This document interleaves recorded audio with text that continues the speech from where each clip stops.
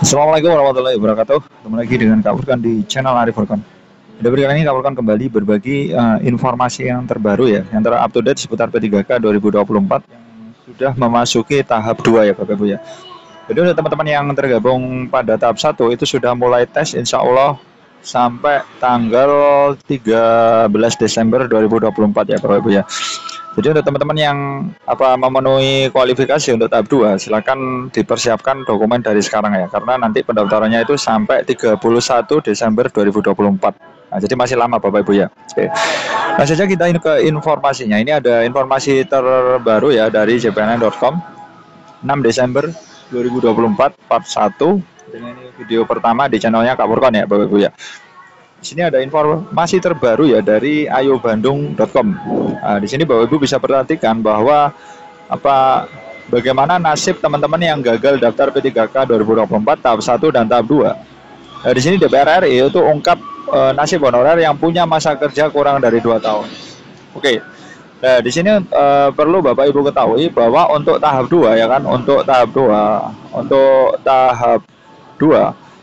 memang syarat yang diperlukan ya kan, syarat yang diperlukan itu antara lain adalah masa kerja ya, atau pengalaman di instansi. Masa kerja ini minimal itu 2 tahun atau lebih dari sama dengan 2 tahun.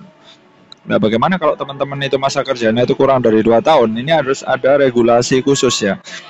Jadi ini akan ada, kita tunggu aja regulasinya itu seperti apa. Nah, ini kita harus tahu ya regulasinya. Jadi nanti meskipun belum diresmikan, kita harus tahu bagaimana teman-teman yang masuk dapodiknya itu telat. Nah, khususnya teman-teman banyak di subscribernya Kak Furkon yang bertanya bahwa dia itu bapak atau ibu itu perpindahan ya dari sekolah negeri atau sekolah swasta itu pindah ke negeri. Tetapi di sini Bapak Ibu perlu ketahui dapodiknya itu nggak langsung nyingkron, biasanya nunggu 1 tahun. Nah, otomatis meskipun dia masa kerjanya itu sudah 2 tahun, biasanya dapodiknya itu masih belum, masih kurang. Paling cepat itu 6 bulan Bapak Ibu ya, baru masuk terupdate dapodiknya. Jadi ini butuh regulasi khusus untuk teman-teman yang tergolong kategori ini tentunya Bapak Ibu ya. Di sini Bapak Ibu bisa perhatikan lengkong ayobandung.com. Di sini gagal daftar P3K tahap 1 dan 2. Di sini DPR RI ungkap nasib honorer yang mempunyai masa kerja itu kurang dari 2 tahun. Nah, ini ya. Ini solusi ya. Kita membutuhkan solusi untuk teman-teman yang masa kerjanya itu kurang dari 2 tahun. Sesuai dengan ketentuan Menpan RB, seleksi P3K 2024 ini, Bapak Ibu bisa perhatikan 2024 ini baik tahap 1 ya kan, baik tahap 1 maupun tahap 2. Ini hanya didaftar oleh honorer yang mempunyai masa kerja minimal 2 tahun secara terus-menerus Bapak Ibu ya pada instansi pemerintah. Nah, ini juga sudah jelas, banyak yang bertanya juga di channel Kak Furkon. Jadi instansinya harus negeri ya. Jadi ini instansinya harus negeri. Nah, jadi instansi negeri. Nah, bagaimana kalau yang swasta Kak masih belum bisa daftar? Mungkin nanti kita nantikan mungkin masuknya di tahap 3 ya. Nah, itu pun kalau masih ada sisa formasi. Bahkan teman-teman tahap 2 ini juga menunggu ya pengumuman dari tahap 1. Bagaimana sisa formasinya itu masih ada atau enggak. Per daerah itu kan nanti akan dipetakan Bapak Ibu ya. Tahap 2 ini hanya bisa mendaftar saja. Nanti untuk mengecek jumlah formasi kita tunggu saja yang tahap 1 selesai.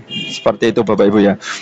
Nah, kemudian Bapak Ibu bisa perhatikan di sini semua tenaga honorer yang memiliki kualifikasi tersebut dan syarat lainnya itu bisa mendaftar pada seleksi P3K 2024 baik tahap 1 maupun tahap 2. Nah, jadi kalau teman-teman sudah memenuhi minimal 2 tahun itu masih aman. Nah, yang tidak aman adalah masa kerjanya itu kurang dari 2 tahun, atau kalau guru di dapodiknya itu kurang dari 2 tahun. Seperti itu. Nah, ini ada solusi ya. Lantas bagaimanakah nasib bagi honorer yang bekerja di instansi pemerintah namun masa kerja kurang dari 2 tahun? Mungkin nanti larinya ke peralihan jumlah formasinya ya Bapak Ibu ya.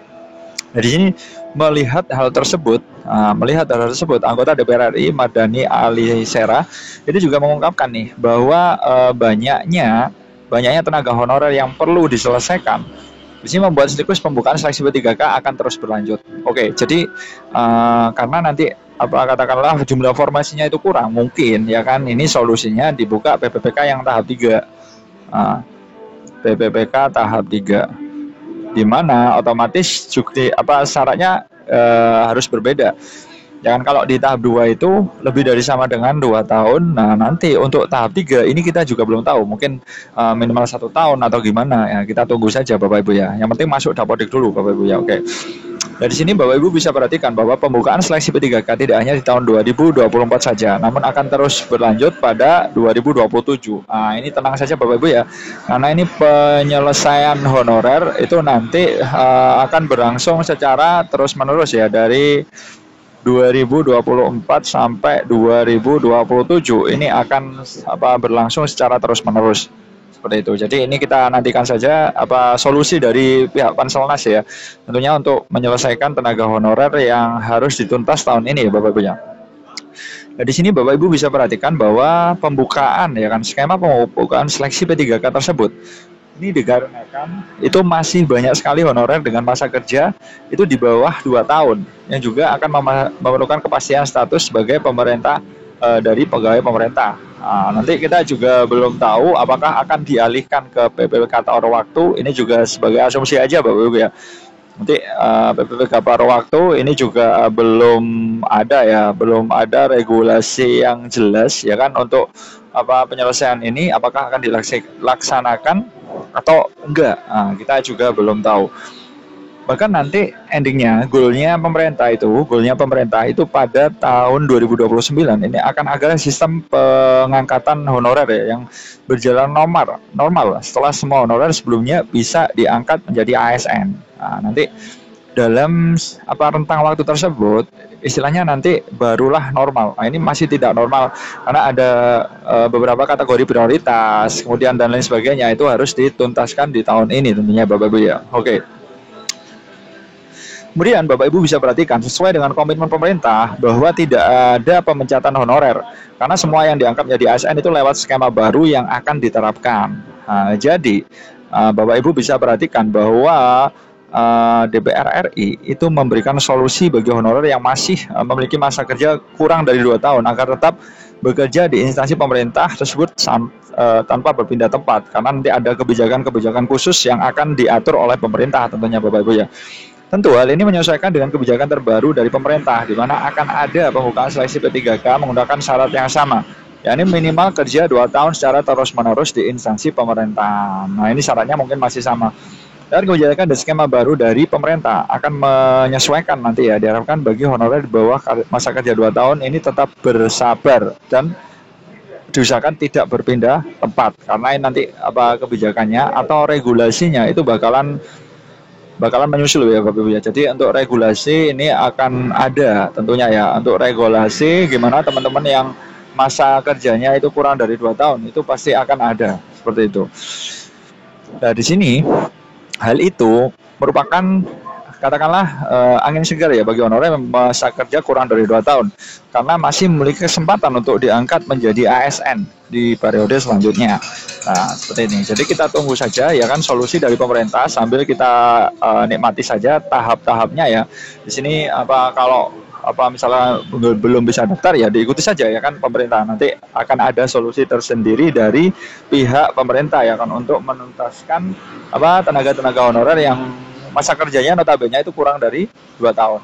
Seperti itu dulu informasi dari Kak Purkon, mudah-mudahan bermanfaat ya Bapak Ibu ya. Sekian dari Kak Purkon. Wassalamualaikum warahmatullahi wabarakatuh.